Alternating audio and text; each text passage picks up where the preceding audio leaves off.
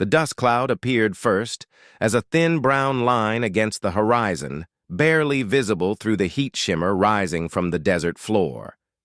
Jake Morrison pulled his hat lower over his eyes and squinted into the distance from atop the rocky outcrop where he'd stopped to rest his horse.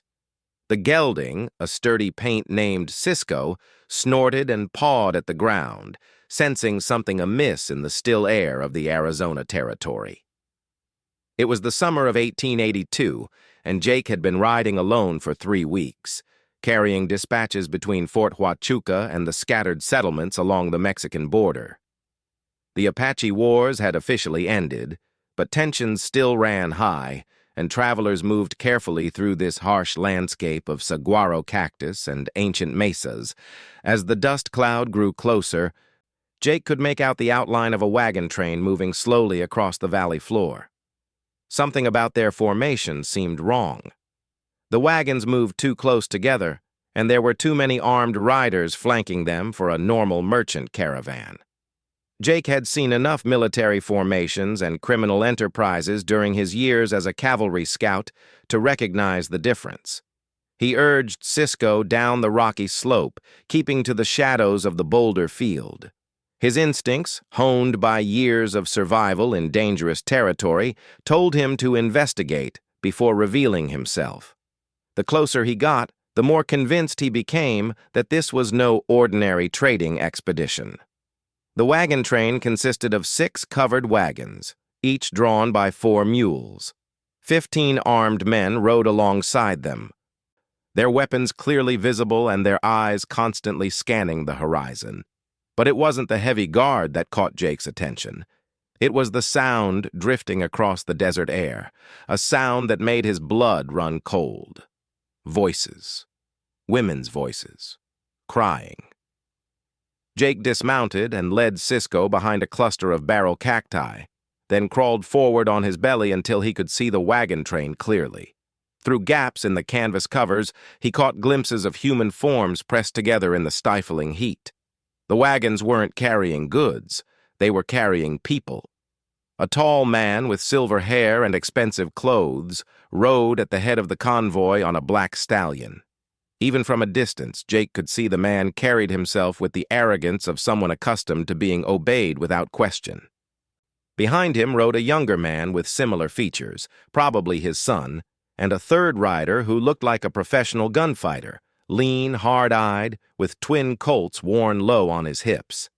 As Jake watched, one of the wagons slowed, and a guard rode over to investigate. Harsh voices carried across the desert as the guard shouted at someone inside the wagon. A woman's voice answered, speaking in accented English, pleading for water. The guard laughed and spat into the dust before riding away. Jake's hands clenched into fists. He'd heard stories about such operations, but had never seen one himself. Human traffickers who preyed on desperate people crossing the border, promising work and new lives in America, only to sell them into slavery or worse. The practice was supposed to be illegal, but in the remote territories where law was sparse and corruption common, such enterprises could operate with virtual impunity. The wagon train was heading northeast, toward the railroad junction at Wilcox. From there, their human cargo could be shipped anywhere in the country. Jake knew that once those people reached the railroad, they would disappear forever into a network of brothels, forced labor camps, and private estates where they would live and die as property. He had 2 choices. He could continue on his mission, deliver his dispatches, and report what he'd seen to the authorities in Tucson.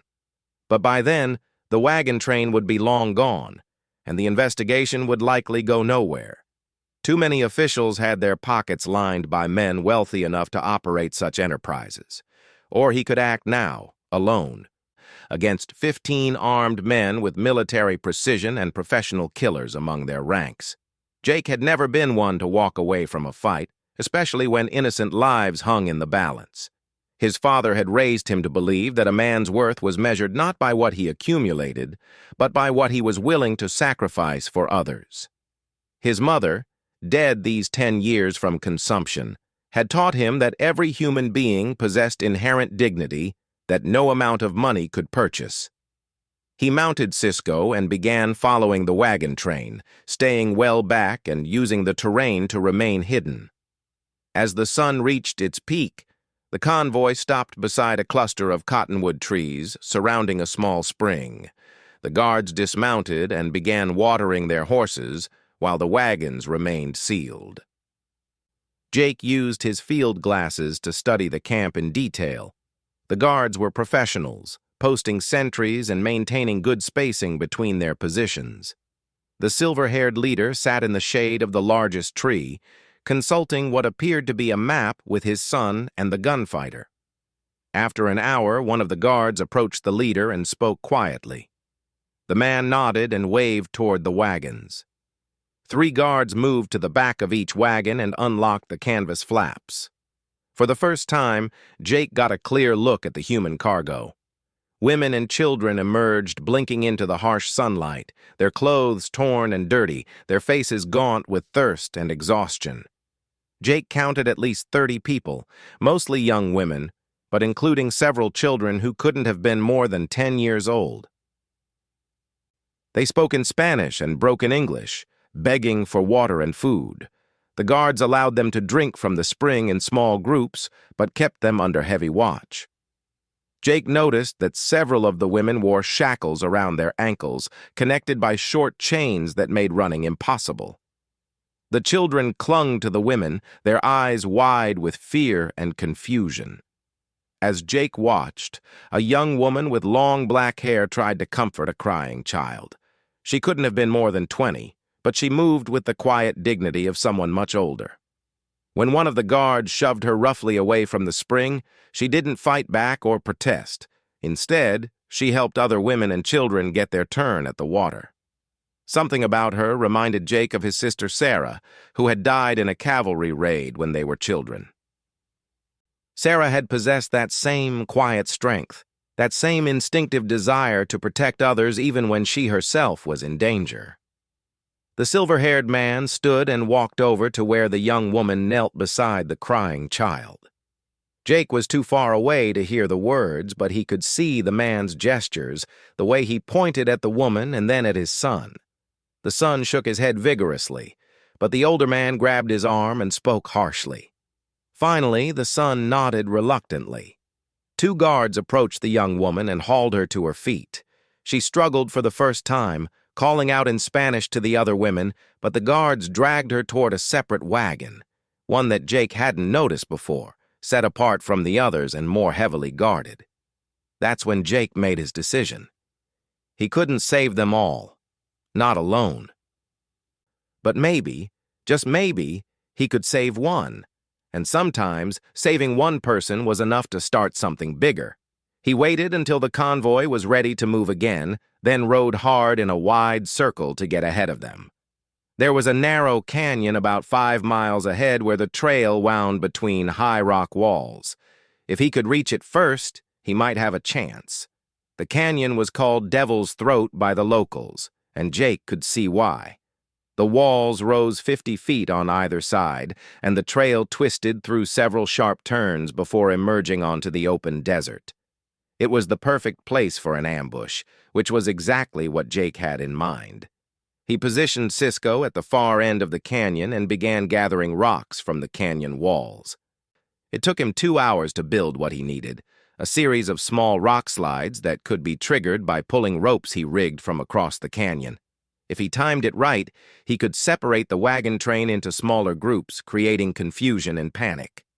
As the sun began to set, casting long shadows across the canyon floor, Jake heard the rumble of wagon wheels echoing off the rock walls.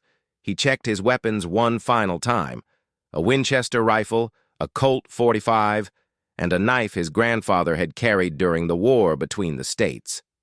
Not much against 15 professional killers, but it would have to do. The first wagon appeared around the bend, followed closely by the second. Jake waited until all 6 wagons were strung out through the canyon, then pulled the first rope. A cascade of rocks tumbled down, blocking the trail behind the third wagon. He pulled the second rope, and another rock slide cut off the rear guard from the main convoy. Shouts of alarm echoed through the canyon as the guards tried to understand what was happening. Jake used their confusion to slip closer, moving from rock to rock along the canyon wall. He could see the silver-haired leader shouting orders, trying to restore order among his men. The special wagon carrying the young woman had been third in line and was now isolated between the two rock slides. 3 guards surrounded it, their weapons drawn, scanning the canyon walls for threats. Jake settled behind a boulder about 30 yards from the wagon and took aim with his Winchester. He had one chance to do this right. If he missed or hesitated, the guards would kill the woman rather than let her be rescued. He drew a deep breath, let it out slowly, and squeezed the trigger. The rifle shot echoed through the canyon like thunder, and the first guard spun around and fell. Jake worked the lever and fired again, dropping the second guard before he could bring his weapon to bear. The third guard dove behind the wagon and began shooting wildly at the canyon walls. Jake heard the bullets ricocheting off the rocks around him as he moved to a new position. The man was firing blind, but a lucky shot could kill just as easily as an aimed one. From the other end of the canyon came more gunfire as the separated guards tried to rejoin the main group. But the rock slides Jake had triggered would take time to clear, and he was counting on that confusion to give him the advantage he needed. He circled around behind the wagon and came up on the third guard from an unexpected angle. The man turned just as Jake emerged from behind a boulder, and for a moment, their eyes met across 20 feet of desert sand. The guard was fast, faster than Jake had expected. His Colt cleared leather in a smooth, practiced motion that spoke of years of experience. But Jake had been fighting for his life since before he was old enough to shave, and desperation gave him the edge he needed. Both men fired at the same instant. Jake felt the bullet tug at his sleeve as the guard's shot went wide. His own bullet caught the man's center mass, and the guard crumpled to the ground. Jake rushed to the back of the wagon and tore open the canvas flap.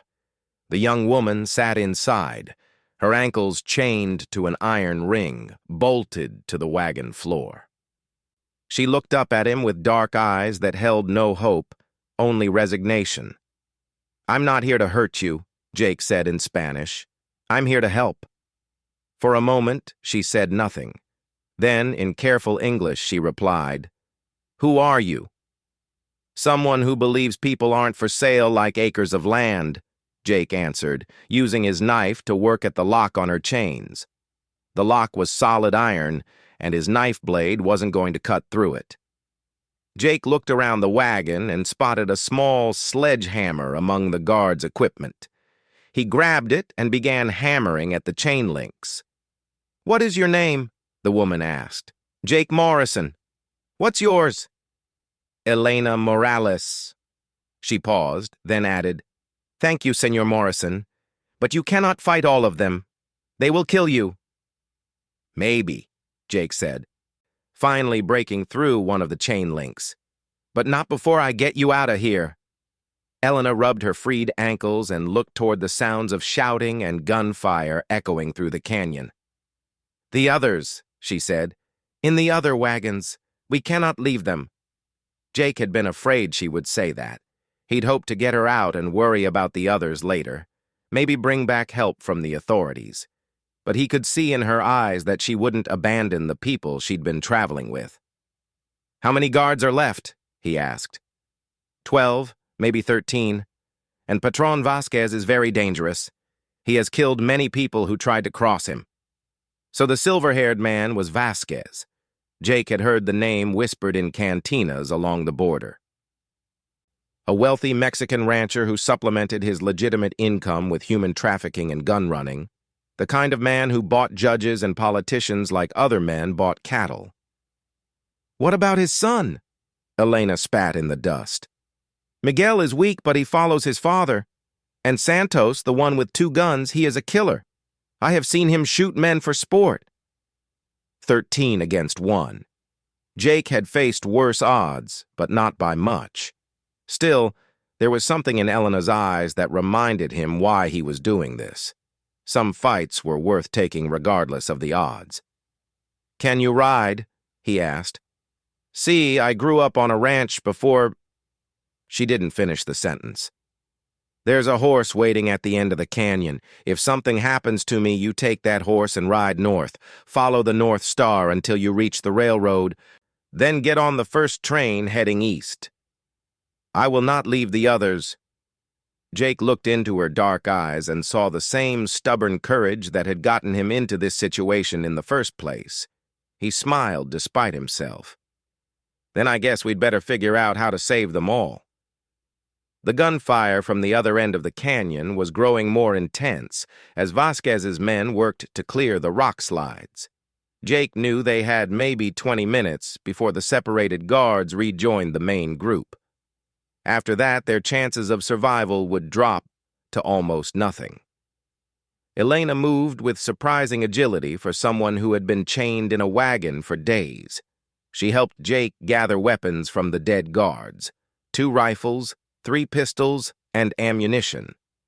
Her hands were steady as she checked the chambers and loaded the weapons with practiced efficiency.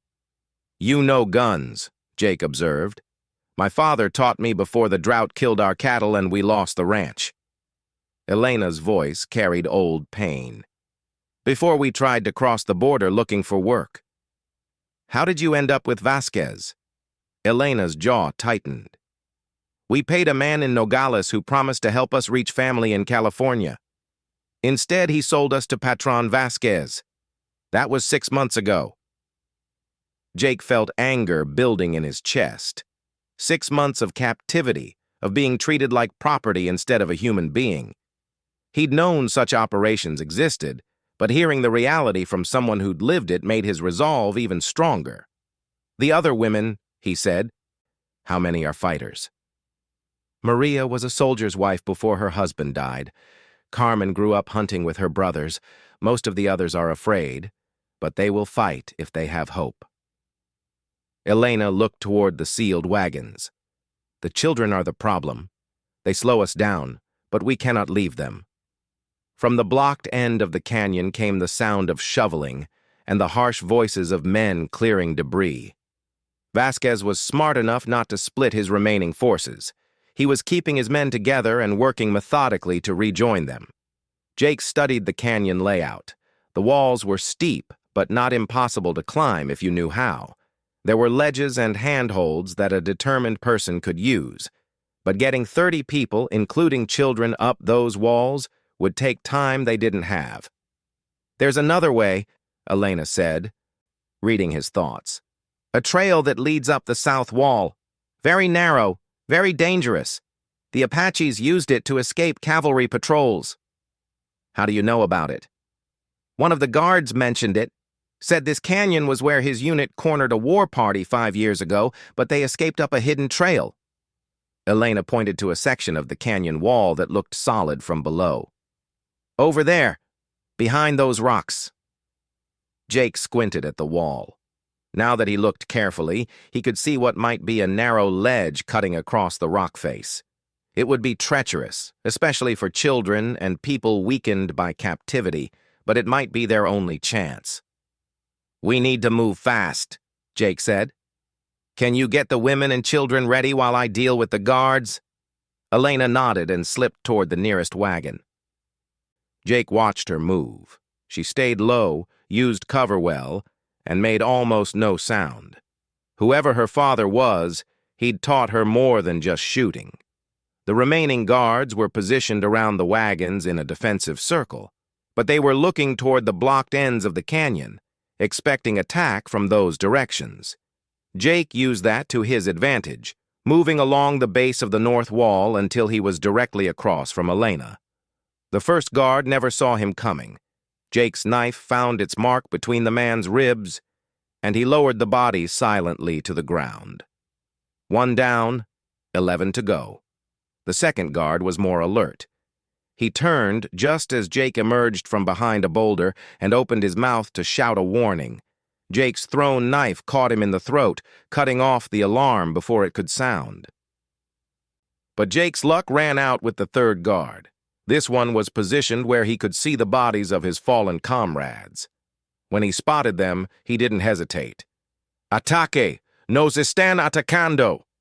The guard's voice echoed off the canyon walls as he fired his rifle in Jake's direction. All hell broke loose. Guards who had been focused on the rock slides spun around, searching for targets. Women's voices cried out from inside the wagons as bullets began flying. Jake dove behind a wagon wheel as lead whistled past his head. Elena had used the confusion to reach the first wagon. Jake saw her cutting the ropes that held the canvas cover closed. Women and children began pouring out, some crying, others looking around desperately for escape routes. "La pared! Vayan a la pared!" Elena shouted, pointing toward the hidden trail. The women began herding the children toward the south wall, but they were moving too slowly, too chaotically. Jake rose from cover and began firing at the guards, trying to draw their attention away from the escaping captives.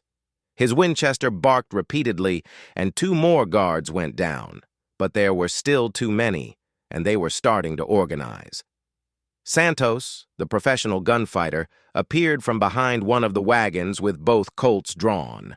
He was everything Elena had said, lean, cold-eyed, and deadly.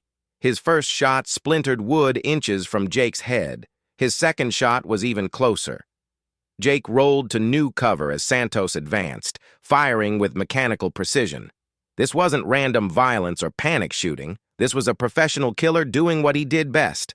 A woman's scream cut through the gunfire. Jake looked toward the south wall and saw that one of the children had fallen while climbing toward the hidden trail.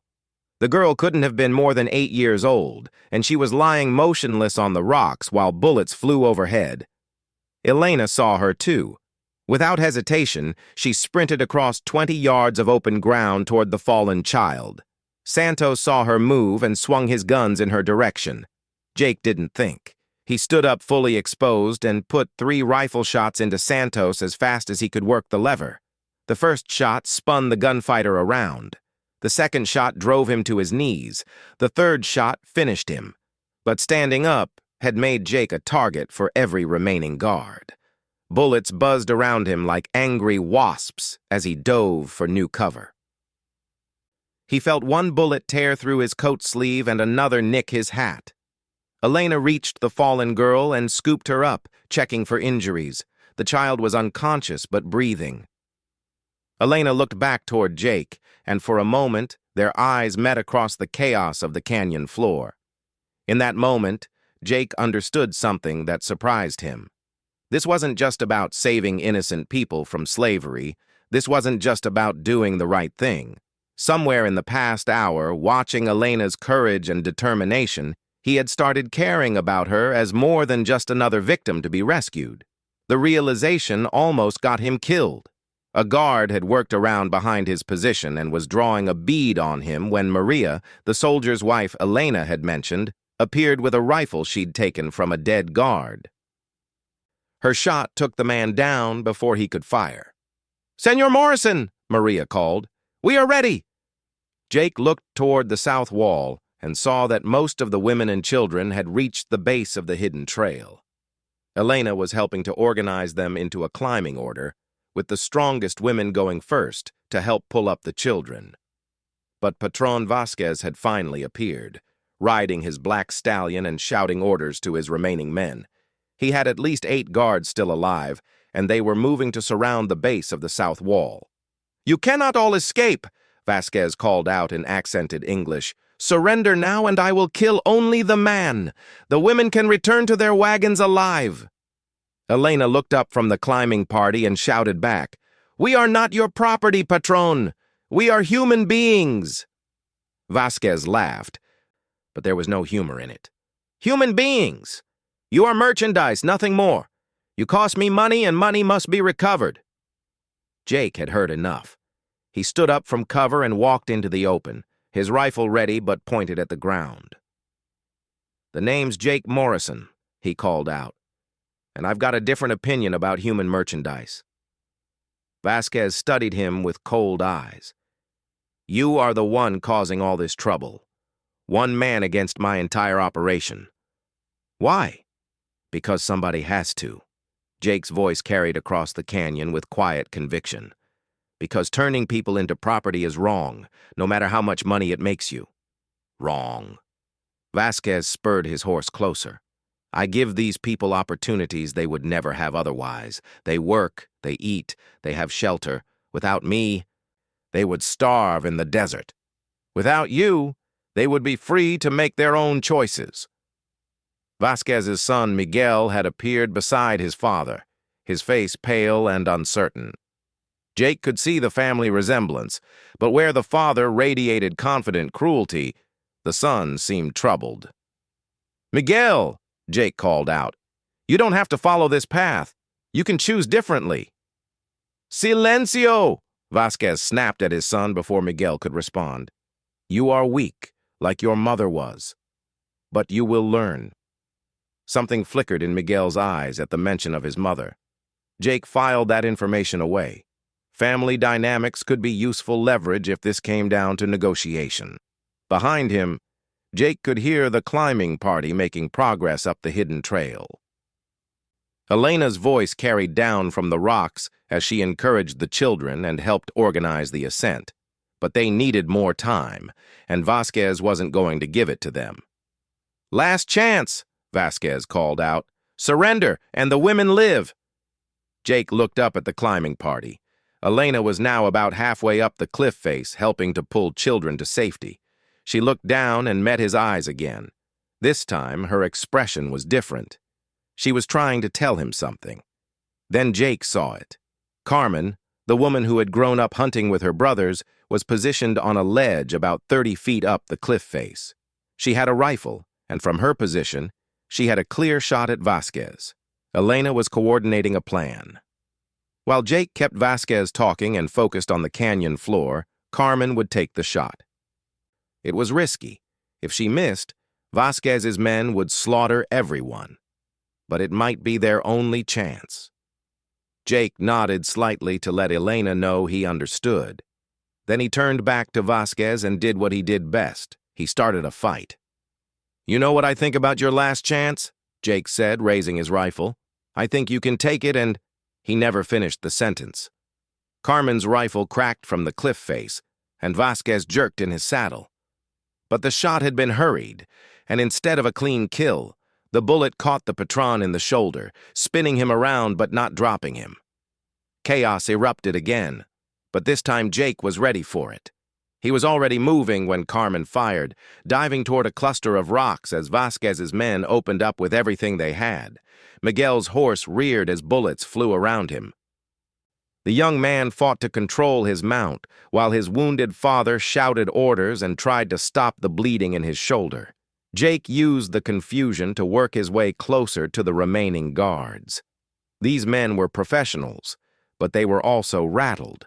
They'd signed up to guard a cargo of helpless captives, not to fight a running gun battle in a narrow canyon against an opponent who seemed to know exactly what he was doing. From the cliff face came the sound of rocks falling and women's voices calling encouragement to each other. The climbing party was making good progress, but they were still exposed and vulnerable.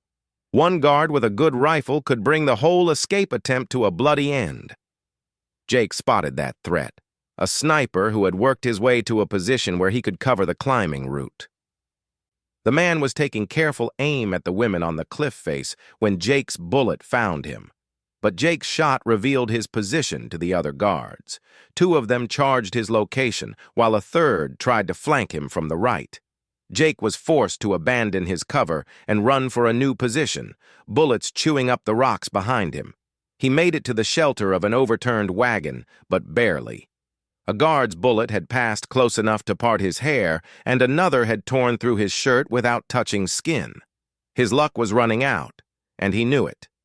That's when Elena made her decision. Instead of continuing up the cliff with the others, she worked her way back down to a position where she could cover Jake's retreat. When the flanking guard appeared around the wagon, Elena's rifle spoke first. "Jake!" she called. "This way!" Jake looked up and saw her on a ledge about 20 feet up the cliff face.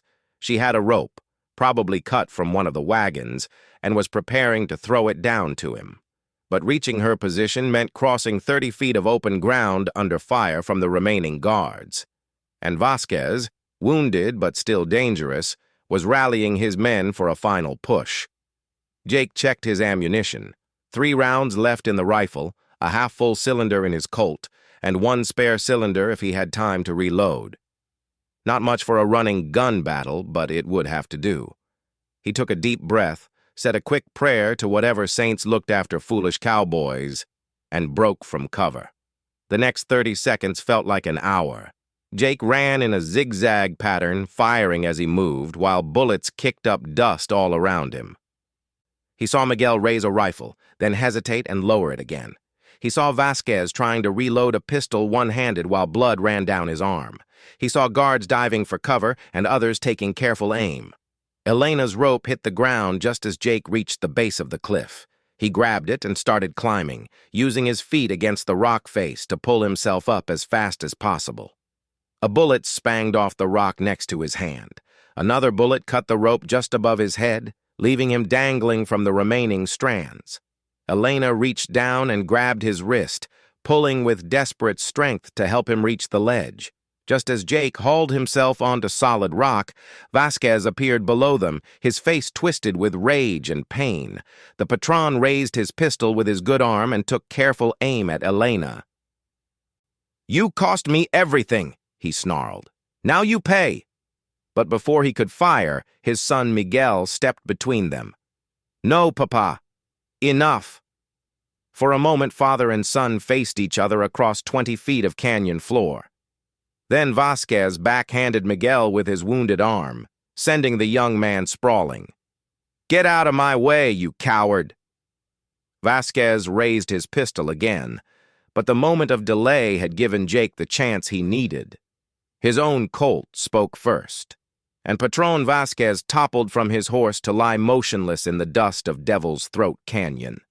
The remaining guards, seeing their leader fall, lost their stomach for the fight. Some threw down their weapons. Others mounted their horses and rode hard for the canyon entrance, wanting nothing more than to put distance between themselves and the deadly marksmanship of the man on the cliff. Miguel knelt beside his father's body, his face showing a mixture of grief and relief that Jake found heartbreaking. When he looked up at Jake and Elena on the cliff ledge, there were tears in his eyes. "He was not always like this," Miguel called up to them. "Before my mother died, he was different." "What happens now?" Elena asked. Miguel stood slowly, looking around at the abandoned wagons and scattered weapons. "Now I try to become the man my mother wanted me to be instead of the man my father demanded."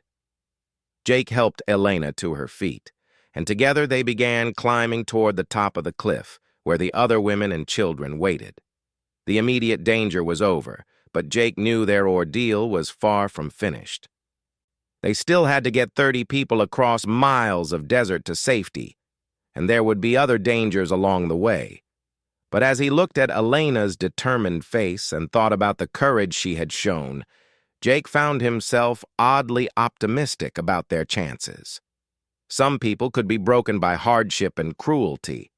Others, like Elena, seemed to be forged stronger by it. "What will you do now?" he asked as they climbed. Elena paused to look back at the canyon below, where Miguel was organizing the remaining guards to help bury the dead.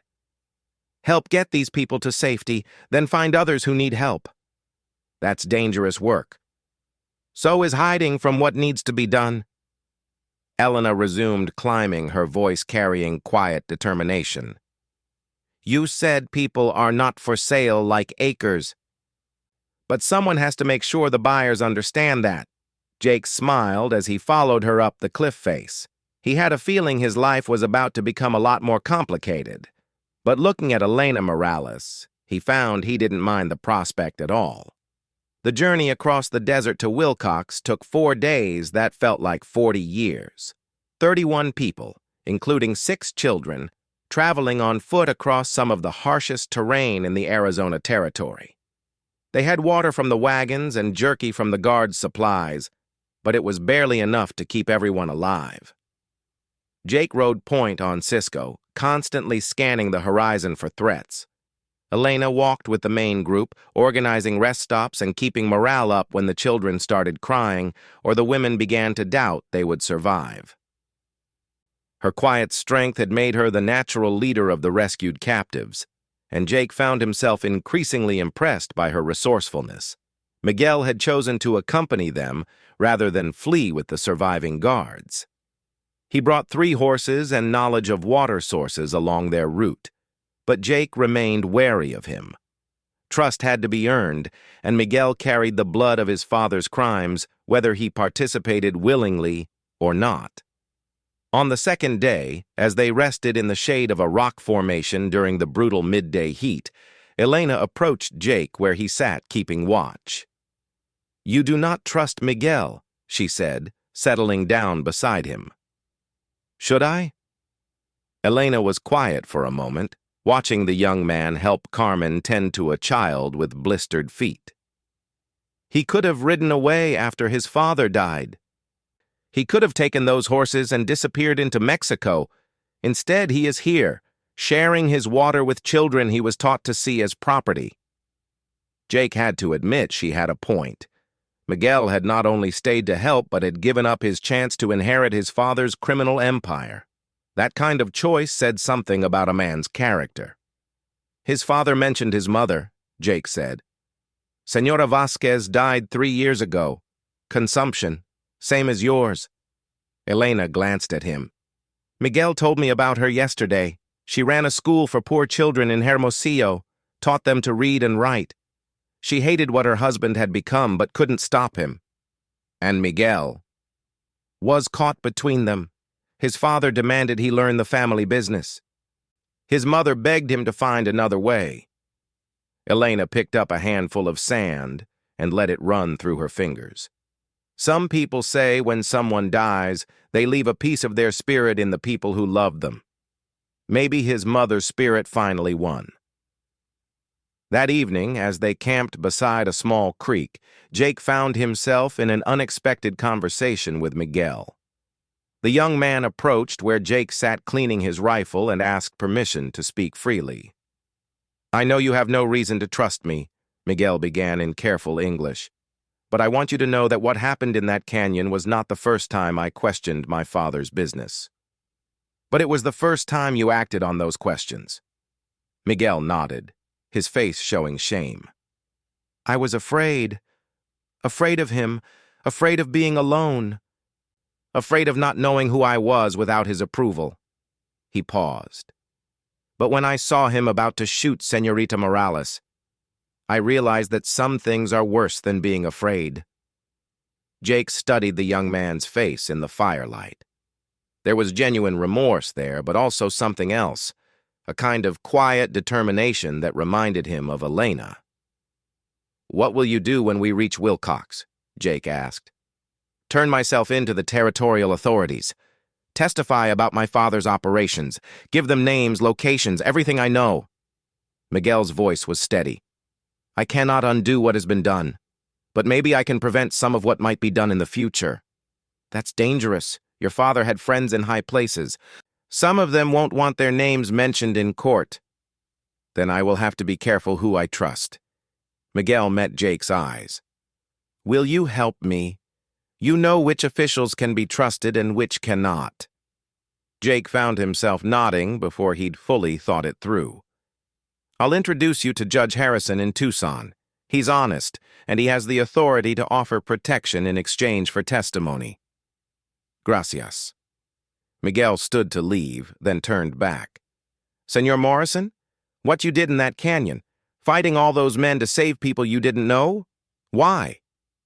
Jake looked across the campfire at Elena, who was teaching one of the children to braid rope. The little girl was laughing for the first time since the rescue, and Elena's face glowed with quiet satisfaction. "Because somebody has to stand up for people who can't stand up for themselves," Jake answered. "And because some fights are worth taking regardless of the odds."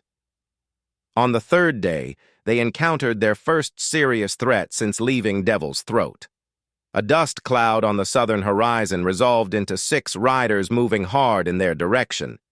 Jake used his field glasses to study them and didn't like what he saw.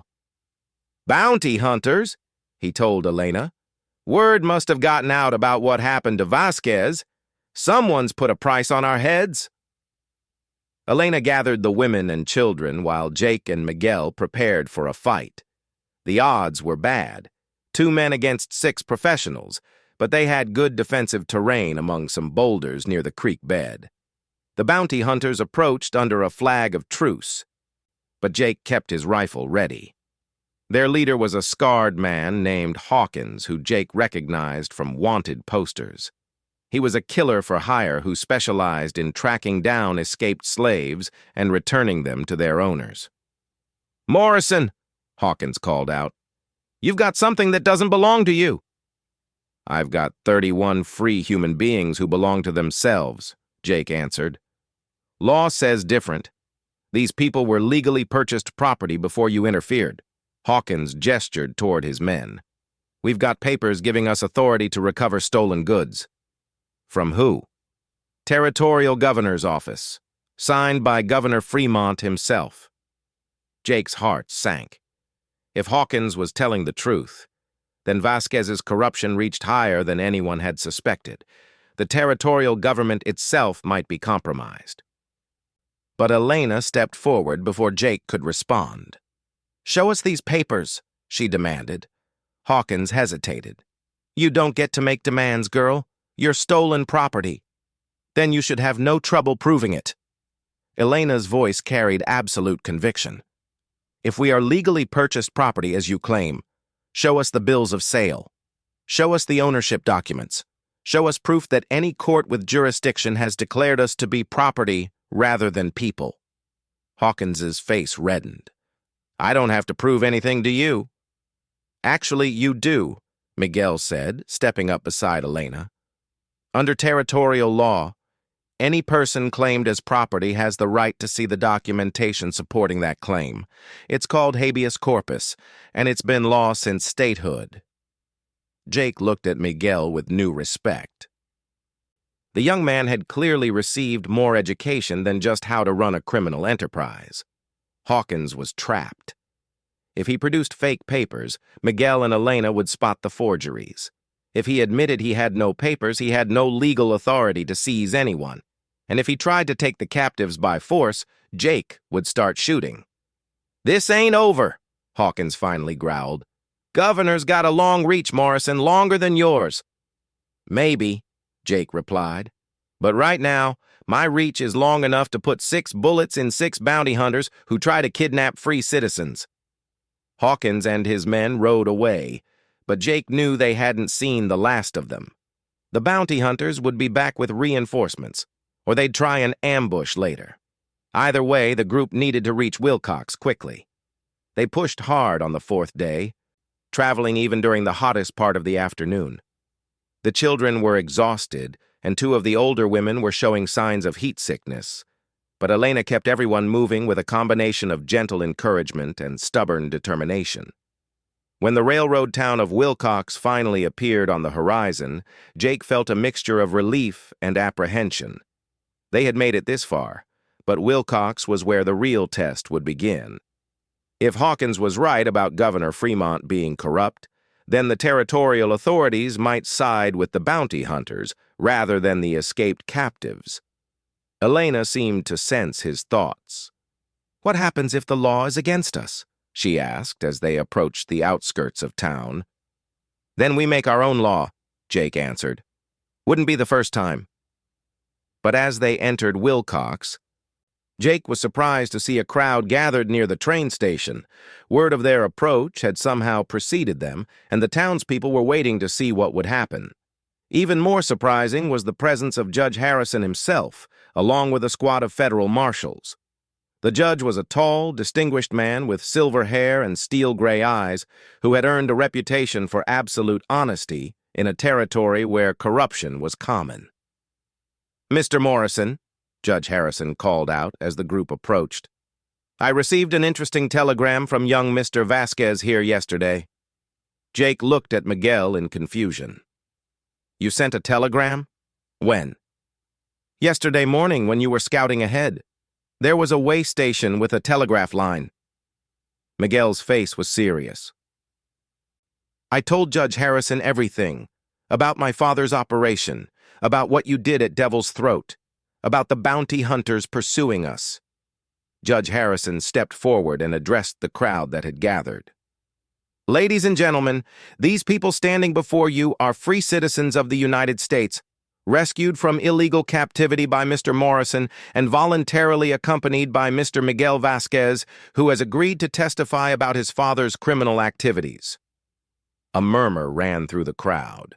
Some faces showed support, but others looked skeptical or hostile. Jake realized that not everyone in Wilcox was happy to see them. That became clear when Sheriff Coleman pushed through the crowd, his hand resting on his gun butt.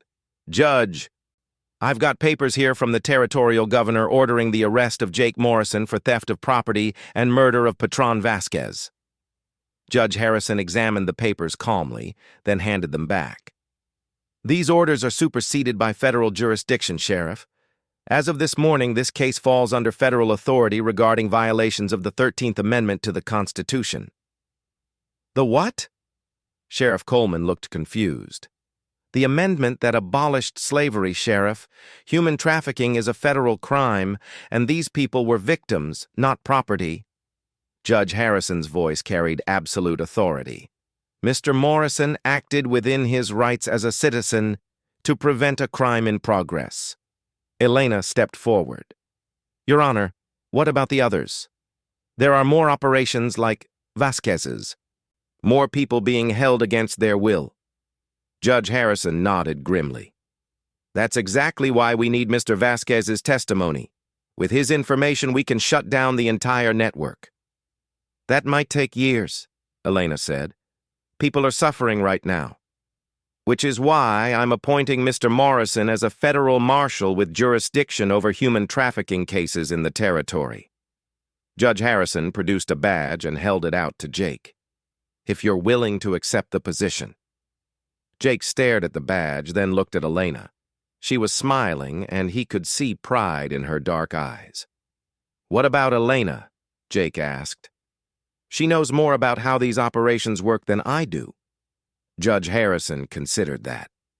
"Federal law doesn't currently allow for female marshals, but I can appoint her as a special investigator with full authority to interview witnesses and gather evidence." Elena's smile widened. "I accept."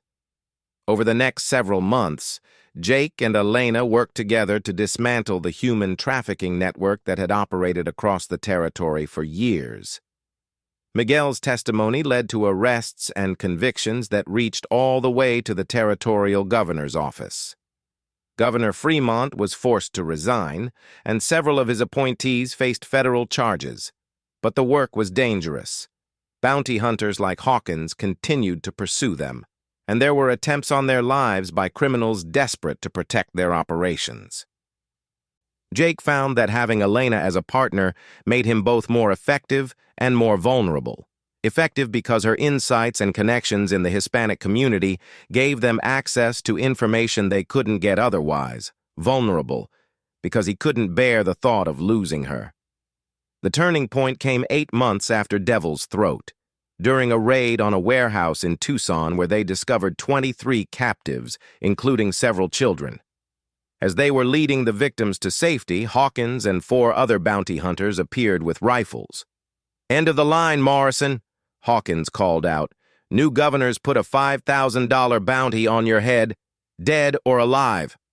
Jake stepped in front of Elena and the rescued captives, his hand moving to his gun. But before anyone could draw, Miguel appeared from behind a wagon with a Winchester rifle. "I don't think so, Hawkins," Miguel said calmly. "These people are under federal protection." "You're outnumbered, boy." "Actually, he's not," said a familiar voice. Carmen emerged from the warehouse with a rifle, followed by Maria and 3 other women they had rescued at Devil's Throat. All were armed and looked determined.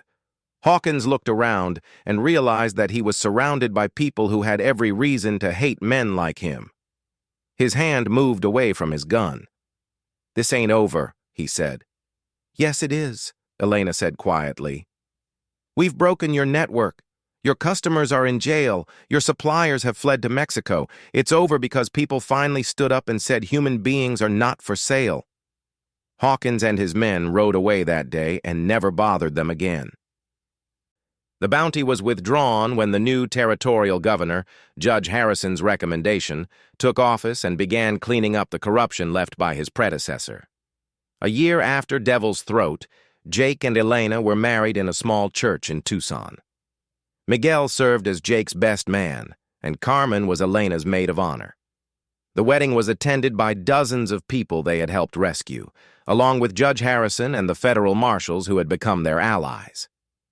As they stood at the altar, Jake remembered the moment in that canyon when he had decided to act despite the impossible odds.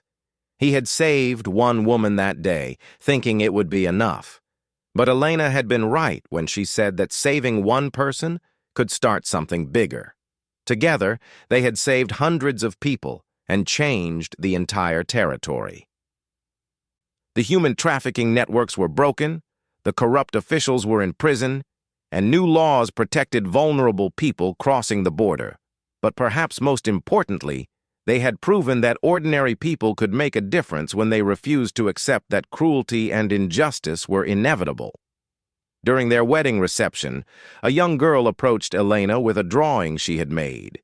It showed a man on horseback and a woman standing beside him with the words, "She's not for sale," written in careful Spanish underneath.